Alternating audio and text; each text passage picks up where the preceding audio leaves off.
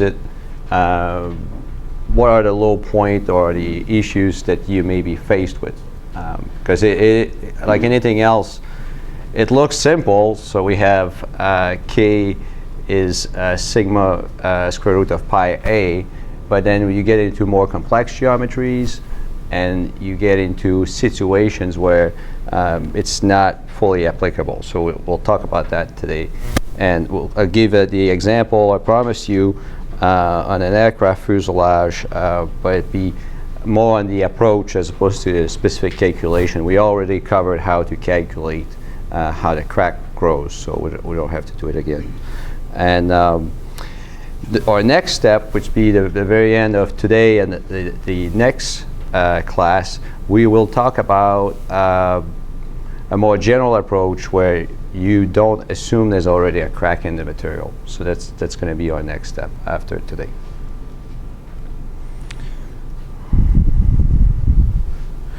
So if you need to calculate the stress intensity factor, K, for a very complex geometry, what our reference book talks about is to use finite elements. So you can draw the whole profile, you can apply the boundary conditions where you need to. So on the left-hand side here, we have a sheet that has a crack that goes all the way to the middle from the left. And what we are seeing on the top right is essentially in the middle of this is this point where the crack tip is. So we're cutting it in half. We only need to solve for half the problem. In this case, it's the same on both sides. Sometime you can have a crack geometry that's going to be different on one side and the other, and that can also be done by FEA. But all I'm saying is you keep going down. So from the top image going down, now you break down the solid into small elements to pick up the local stresses. And as long as it's an elastic solution, the computer can do it fairly easily, and you capture what we talked about as far as a rapid rise in stress level close to the crack tip. So it is something that the computer can do to a certain limit. When you reach the first element close to the surface, as we can see, doesn't go to infinity because that wouldn't be a computer solution. But the general shape takes us very close to the crack tip. And it's the general shape. If you remember, the value of K characterized the whole profile, the profile as a function of distance to the crack tip. And that's why we can use this stress distribution data to have an estimate for K using finite elements. Now, one advantage of finite elements is you can vary the parameters and study what if the crack is not all the way through the center. For example, if it's a short crack, say 10% of the specimen depth. So we'll have, our first example was a crack that would go all the way to the middle of the sheet, like this. So what we say, and this is A, this is W. So we'll say that A over W is 0.5. But you can have a very small crack, say like this. And if you try to apply the same stress intensity equation, so we have K, well, we will put a sub-parameter right now with the stress and the crack length. This value here will vary if our A over W, for example, is just 0.05 as opposed to half. And the plot that I put on the screen shows you that. So you can actually correct for that without necessarily doing your own computer calculations. There are a lot of tabulated values for stress intensity for different geometries, for pipe, for plates, for shells. So it's very helpful not having to start over from scratch and still use the same general principle.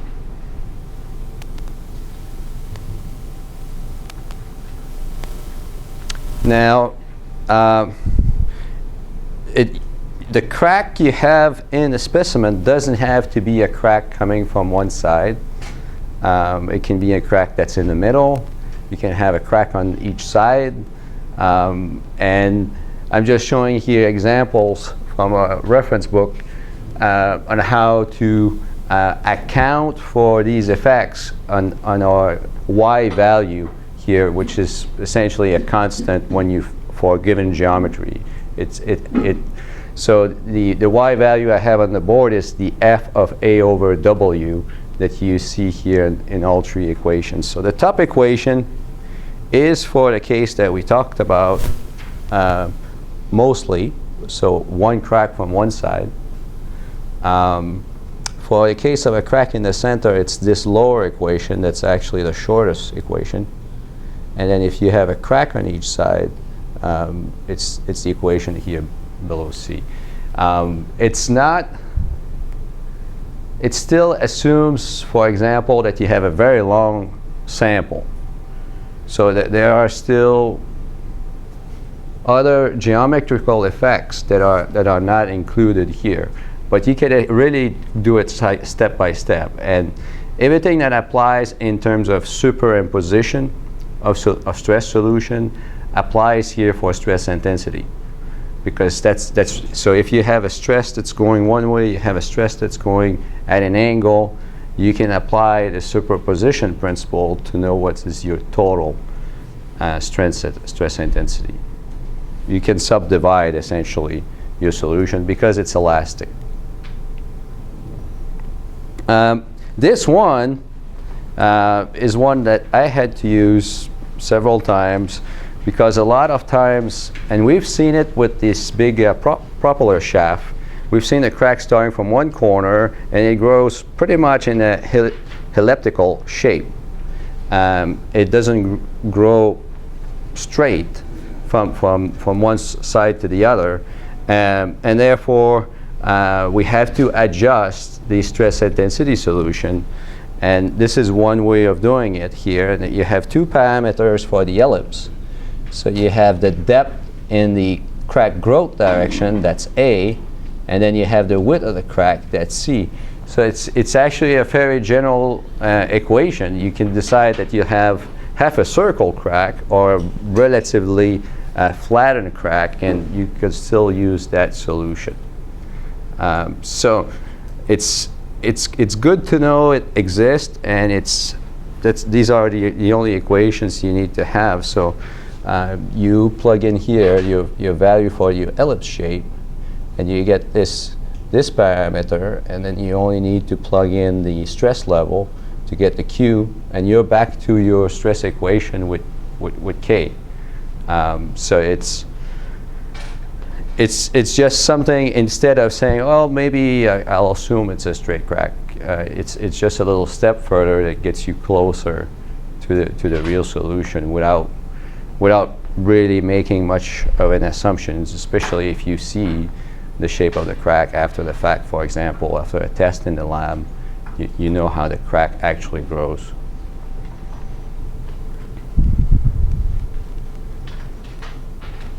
So that was the little perspective. If you're going to go and use K, the stress intensity, you have to make sure that your sample is not all plastic, that it's mostly elastic, because we talked about the solution of K is about how the stress go up close to the crack tip. If I deform the plate 3% stretch, for example, the stress at the crack tip can't be that different than somewhere else, because everybody is yielding at that point, and therefore you can't use this approach. You have to use something else. So for a pressure vessel that's starting to yield and grow, you have to think about how you're going to analyze the growth of cracks, because you don't have anymore just a plastic zone that's close to the crack tip. You have plasticity at a lot of places. I haven't shown a whole lot of tables, but there are handbooks of them. If you have what they a solution, a geometry to say, oh, I'd like to figure out what kind of stress intensity I'll get if I have a crack this long. Is it going to stop, or is it going to grow by fatigue for this particular condition? Then you can go through those stress handbook and figure out the demand. Then I say, how long is the crack? What happens is, if you have a small crack, and that's what we've shown on the board there with A over W of 0.05. With a small crack, you have a different elastic stress field, but the way you can induce deformation is also different. And we'll cover two examples of that. The first one here is if it's a short crack around a hole. So the hole itself would create a stress riser of approximately 3 elastically. And then the fact that you have a crack growing from that, so this is now inside our sample, and we start a crack from the edge of the hole going outward. So as a function of the length of crack, your actual stress intensity is going down, and that's related to being inside or outside that local stress zone associated with the hole. So essentially, if your crack is long enough, it doesn't matter that it started from a hole, but as it starts from the hole, it will be in this magnified stress field, and therefore you can't just use the crack length. You have to use a multiplication factor, because you have stress concentration in the area where the crack is. It's not a remote stress that's constant all the way across. It gets to be very complicated, because it happens a lot that you don't have a constant stress. So when I say constant stress, I really mean over here we'll be pulling with sigma, and same over here. All of the same magnitude. Now it doesn't have to be perfect, so when we do a laboratory test, we'll put a hole here and load it with pins, and we'll have an estimate of how this loading compares with the gross loading, and that's not very problematic. What becomes more difficult, as far as a big change in the response, is if I put a notch here on the surface, and then I try to start a crack from there. That solution means, regardless of what the stress field is here, we'll make it a little shorter. It means that we'll have some stress lines that will come over very close to the end of the notch. And I mean, there are a lot of them. But those stress lines will raise the overall the equivalent of the remote stress for our solution.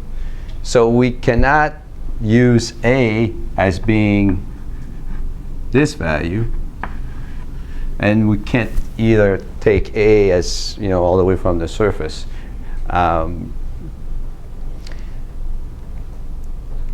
It is a problem for some of the analysis.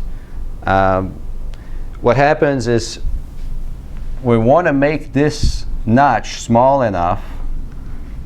So say this is the roughness of the material. So we'll put 100 microns on it. So 0.1 millimeter. If we allow for a certain roughness, at the same time we need to allow for cracks that will grow rapidly up to a point beyond those little notches we're creating. It's just going to happen. So we start essentially our linear elastic fracture mechanic at a depth that's beyond that notch, just because we don't have any control and we know that the crack can start and propagate really quickly. I mean, when we talk about a K that's 3-4 times bigger than we would normally measure, it means that it will propagate quickly. So this is the issue of short cracks, notches, and it's what makes this technique difficult to use for turbine engine, for example, because with turbine engines they'll make a very nice finish, and they don't want to have to assume there's a crack that's this long. So you cannot use fracture mechanics. Essentially, you have to use our other approach, which is a total life, based on deforming back and forth the parts and see when not only the cracks initiate, but also when it really propagates to a point of breaking. Now, for aircraft components, they're big. You take a fuselage, it's really large, and therefore saying, well, from the rivet line, I may grow a crack that's 2 millimeters. Okay, so that's our starting size. So we'll take 2 millimeters as the starting size in our life damage tolerant approach, and then we'll say, well, how big can it really get before I worry too much about it? So then you have another number for the final size, and the number of cycles that you have between those two cases, the case of too small to be dealt with and starting to be too big to be a problem, that is related to the inspection period. So you'll go and inspect a certain number of takeoff and landings for specific locations where you could have cracks that are growing, and if they grow from one time to the other, you monitor them, see if they're growing about the speed that you expect them to grow, or if something's happening with that specific fleet. So it is used a lot, and in one of my slides I talk about redundancy. The reason why you can do it, have some cracks growing, is a lot of times you have different stiffeners, you have different thicknesses of those plates, and maybe there's just one of them that's cracking. I mean, not all the time. If it's the skin, what it means is it's okay to leak a little bit through the skin. You'll realize that soon enough, and you make a fix for it. So the other thing that I want to draw your attention on, and I know you are supposed to, most students, you're now very good with deformation. So if we have that notch, and what happens is we put a compression on it. We cover this. Where I'm going is residual stresses. So we're compressing it, and what's going to happen here?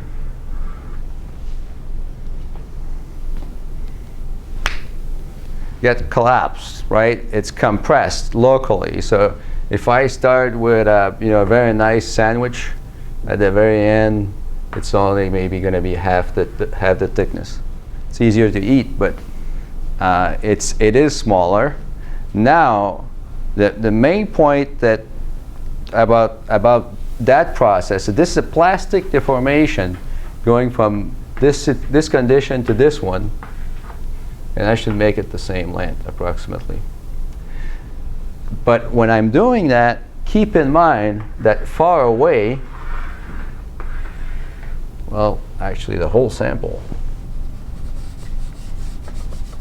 Well, let's say here there is no plasticity. No plasticity to us means it will want to spring back to the original location. But when it does so it will try to re-expand, because this is a compression right now. As it tries to re-expand, it will pull on our sandwich here, and we will have residual tension at the crack tip. So that's a situation that leads to very rapid crack growth. And probably it's fair to say that's why we can't assume any rate for growing a crack at the tip of a notch like that. It could have happened almost as a snap, because you have residual stresses here that could be close to the fracture point in some cases. It really depends which material you're looking at, but you're at yield anyway. So it's a very very highly stressed state that you generate by applying the compression. It happens in some parts that the reason why they fail was they were overloaded in compression. It's a situation we try to avoid, but I'm generally talking here about the limitation of K and kind of the whole stress analysis. You still have to use your brain to figure out if you could have a problem on some specific geometry. And stress concentrations, like this notch right here, is a very good example. You have to be careful, because otherwise you'll, if you don't realize this, and even if your application involves very small tension, just by preloading it here, you can grow a crack after that with very, very minimal tension. In some material, you can actually grow a crack just in compression, fatigue crack. Remote compression on a specimen like this, because of the residual tension that you're going to create. But that's not necessarily the most resilient materials. Any questions on the use of K? And I first showed you why it was good, and then why sometimes it doesn't work.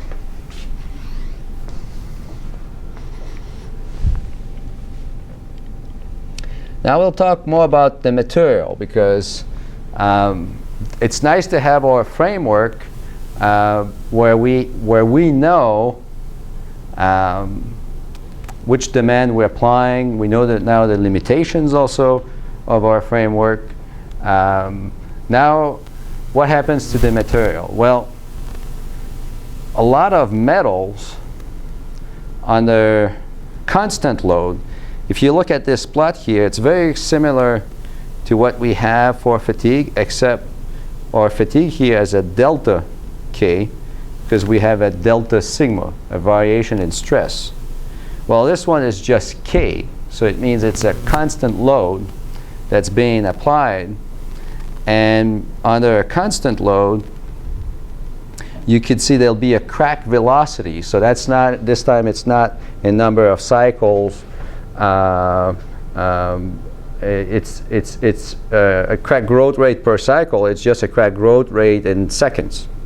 How fast you're going to grow per second or hour or year sometime. Now there is a threshold. So if we look on the plot here, this arrow points to K1 SCC. That is so-called a threshold level, where you can have the environment, but under those conditions the crack will not grow. it's the environment, and it's also what your stress level is. The best way, well, these cracks are not really uncommon. We'll have them, for example, in stainless steel. If some of the stainless steel equipment has a jacket, and there's chlorides on the jacket, and this get cooked to high temperature with humidity, the stainless steel becomes susceptible, and you'll have all these cracks that start to grow from the outside of the tank going in, all at the same speed. And that's where we have the dotted line here. If you see the dotted line, there's a long regime for materials to grow at a fixed speed regardless of what the load is. That's the horizontal portion. It doesn't happen with all material, but it happens often enough that it's not going to depend so much on the load. It will depend on time. And the reason is, now we're really talking about the environment deteriorating, eating away our crack tip. And it takes time for all the fluids to circulate in that very tiny crack. And that's why it's time limited as opposed to being primarily stress limited. Now, you can already start thinking, if we have a combination, so if we have a material that deteriorates at the crack tip, and at the same time we have fatigue loading, that's called corrosion fatigue, and it will really be going on faster than the addition of the two other processes, because just cycling up and down will help deteriorate the crack tip. It will help to replenish the chemicals that are involved with all the reactions there, and that's why corrosion fatigue is an important topic. Sometimes it's hard to know for sure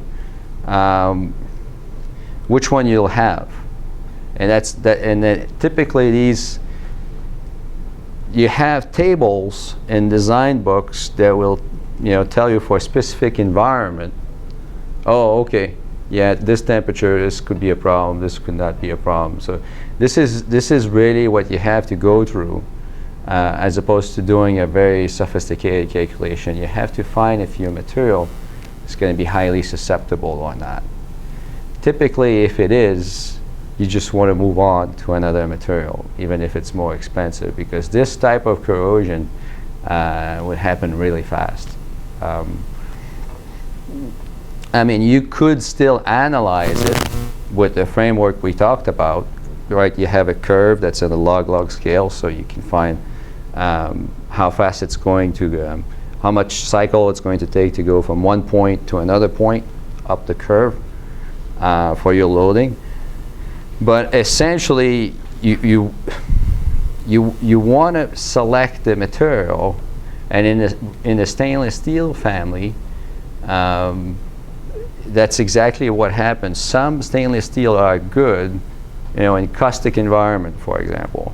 Some are good in acid environment, depending also on temperature. And you have to be careful in selecting in the appropriate range, so you don't have that very accelerated cracking event happening on you.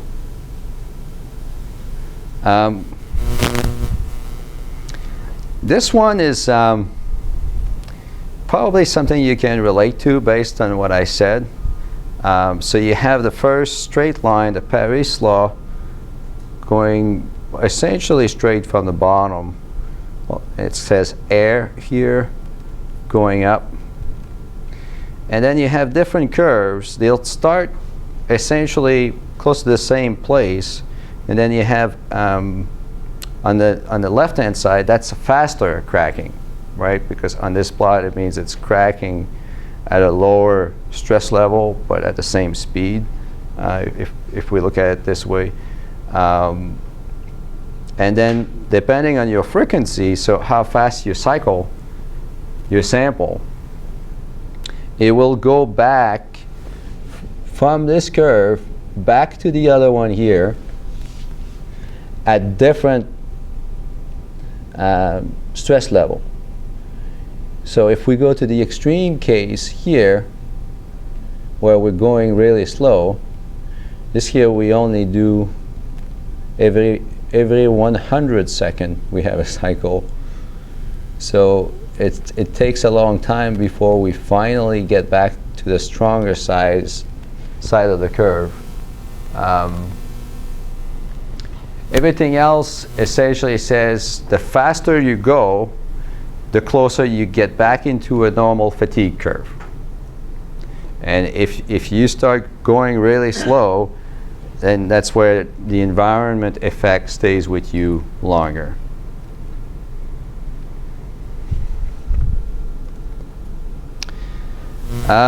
This one you may find interesting. It combines a lot of information. Now, it says it's the exponent for the fatigue crack propagation. It's not, you know, a total rate comparison, because the n value is just one of those two parameters, material parameter in the Paris equation. We also have a pre-coefficient C, right?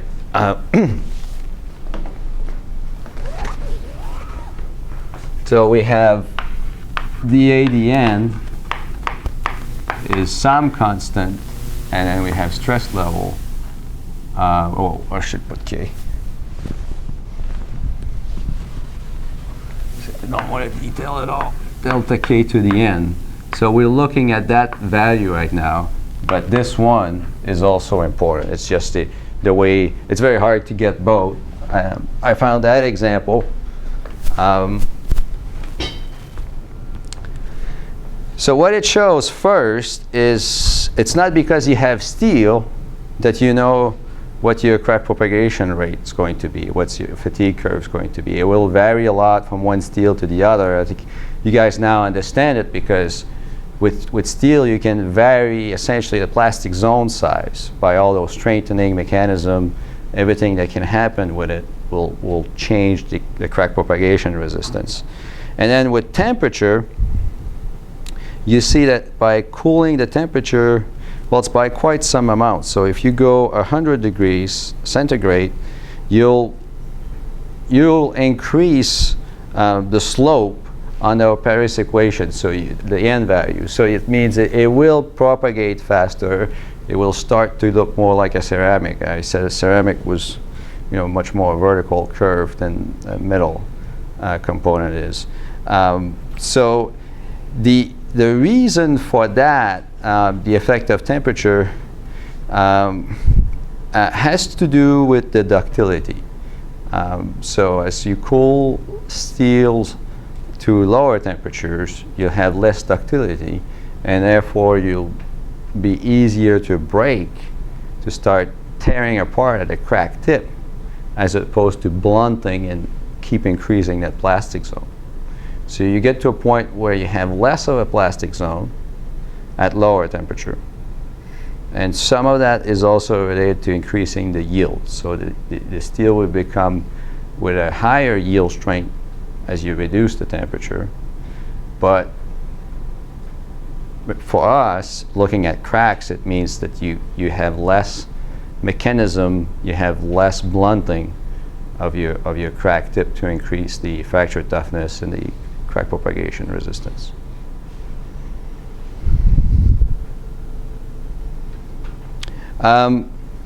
So if we have an application that has fatigue, it will be either a big component that we will say, well, okay, I accept a certain size crack, and that's my initial, that's my initial crack length, and I'll take it up to where I am comfortable based on the fracture toughness to determine the life. I mean, that's what we've done so far. It's also these equations here from the last class. You should have those in your previous notes. But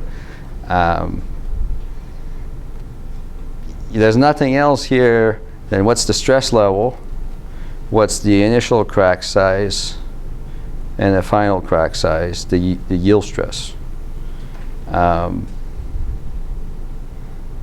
Then there's all the decision making about what you take for those values, initial and final. But as far as a total life approach, if that's the example of the piece of plastic I showed you that said I cycle, and then eventually it broke, and we were recording how many times it took to break.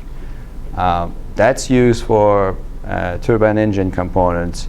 It's used for a lot of automotive components, because if you do it full scale, you include all these little notch effects that we talked about are included if it's really always done the same way.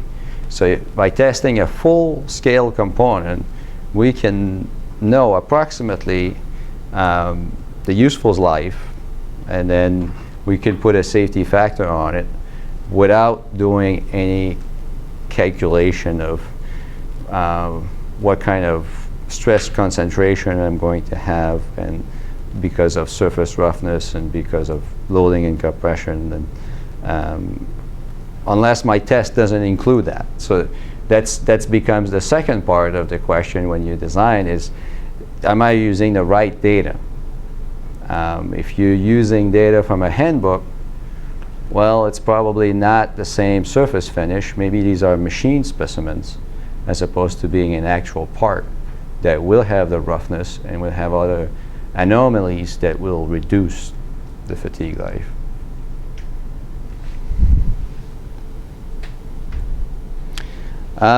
So reducing the fatigue life. So this is really the type of plot that we're going to start talking about more and more. This one says stress range. So we're out of the fracture mechanics altogether.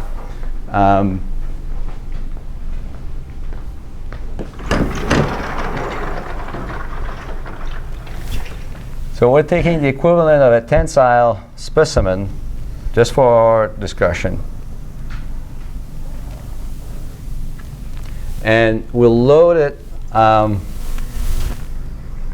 with some form. It doesn't have to be sinusoidal. And that will give us a range of stress. So that's what we've put it here on our axis. Yeah. And then this is how long it takes to fail. And obviously, if I have very high stress, if I have the tensile stress here, I'll probably fail just all at once at the beginning. If my stress level is low enough, and it really depends on the material, but for our discussion, let's draw it here at half of yield.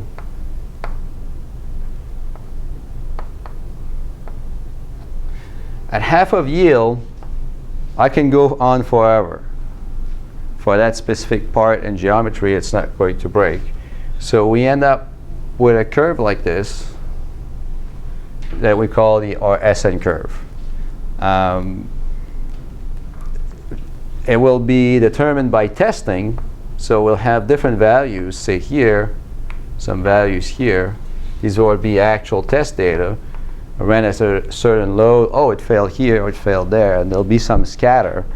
There's no doubt about it. So when you look at it in a design framework to meet the FAA requirements, for example, you also put confidence interval on it.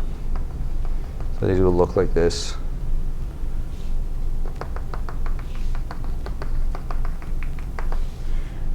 So now, with a confidence interval, you're not left with a whole lot. All right? you may be left with a quarter of the yield strength, but it's just exactly how it works. Designing for fatigue brings you down there. So if that is your application, then don't worry about the yield strength so much. You do want to limit this value here. Boost it up as much as you can. Sometimes you have to make thicker components. Sometimes you have to increase the surface finish. Sometimes you use an alloy that has fewer impurities, just to get that range narrowed down. So really, what I drew here was our 90%, 95%. Why not?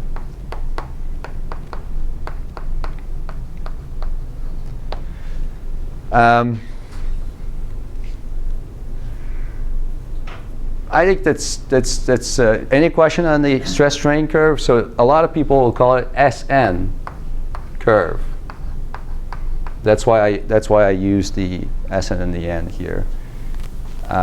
For fatigue, it's well, it's probably still the biggest and most general tool, and you can make it for different types of loadings. For polymers, it will make a difference. If you decide to load with impacts, the polymer, and you have more of a square shape, like this, you'll have a different life, essentially. And this doesn't have to be fatigue. What I'm showing here, you can use it also for creep. Creep, we talked about just the application of constant load. I think that was in the first class. It's mostly for polymers, but also for metals. But in creep, you have some test results, and then you have to decide what's your confidence interval based on that. A lot of times, we'll design by comparison. So if there's a material that has been used already for 20 years, what we want to do is put up a new one that has as good or better properties, and that's why we'll run all these tests for crack propagation and here the fatigue life, to see if we get as good of a life with the new material on all the design parameters, all the variables that we're interested in. And sometimes it may or may not be the case. Okay, so now we're very familiar with the stress strain curve, and that's what we're looking at here. And a few people asked me in this class about welding and the effect of welding. Whoa. So this is a little bit, this is covered here. So you see the curves, and there's some range. There's scatter. Where you see an arrow, it means that the specimen didn't fail, actually. So they don't know exactly where the point is, but they're putting it where they decide to stop. So you see the upper specimen doesn't have any apparent holes or damage in it. It's got a certain fatigue limit around 300 megapascal. And then we go to about 200 megapascal with a hole in it. So it's not in proportion of our elastic stress intensity factor. It's actually better. But with the welds, the last situation is a plate that was cut out. So you really have the plate. Plate is cut out, you put another pipe in it, and you weld all around. No holes left. And now your fatigue strength is close to, say, 30 megapascal. So you lost a factor of 8 just like that. It's because part of it is because the weld is loaded in tension, and that's something really that we try to avoid, and the design codes are very clear about not doing that, but not everybody knows, I'll tell you that. So if I have the plate, and then I have the other pipe that comes through it, The plate keeps going. So this is all in plane, and what they did is they added a weld here to make up. This is not connected. They added a weld here.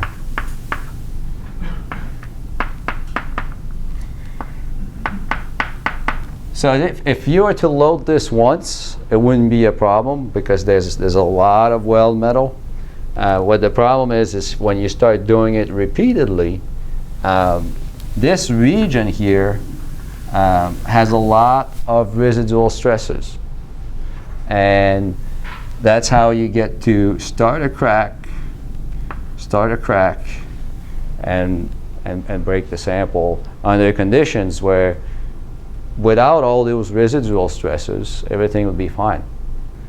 Now there are ways, and we've talked a couple times about heating. So if we heat that connection, we can recover some of the fatigue strength. But it's a very difficult detail when the load is this way, and you have tension on the root of the cracks of the weld. So the weld is going this way, and that's where you have a lot of residual tension as well, because when you shrink the weld, it did pull, and you have the highest amount of tension at that point. If you were to tell me, well, what I want to do is I want to put a pipe, but I'll put it on top, for example. So say right now here,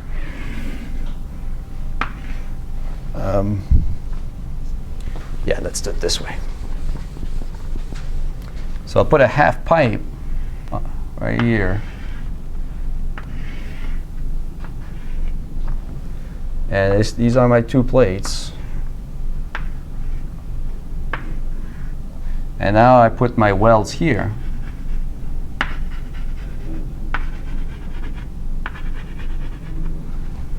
And I still apply the tension this way. What happens when I do that is all these welds are loaded in shear now. They're not loaded in tension. And that could make a difference of about a factor of 3 or 4 on the fatigue life. You still have to take care of the edges, be careful with the edges. But so in the welding codes, it's one parameter that comes into play. You can have welds made this way and allow for much higher stresses than if your condition really require a weld loaded in tension.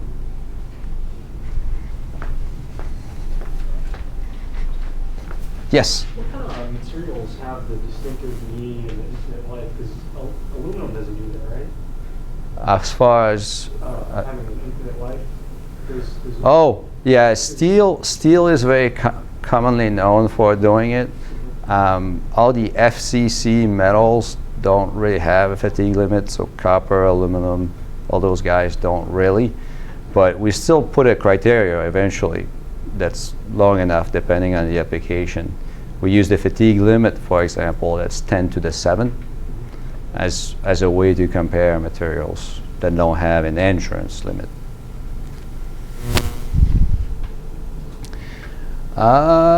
Shoot. All right, no example. I'm glad we covered in detail the total fatigue life and where the equation comes from.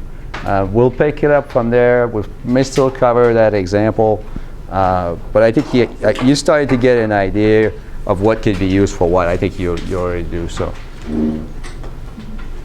If there are any last-minute questions,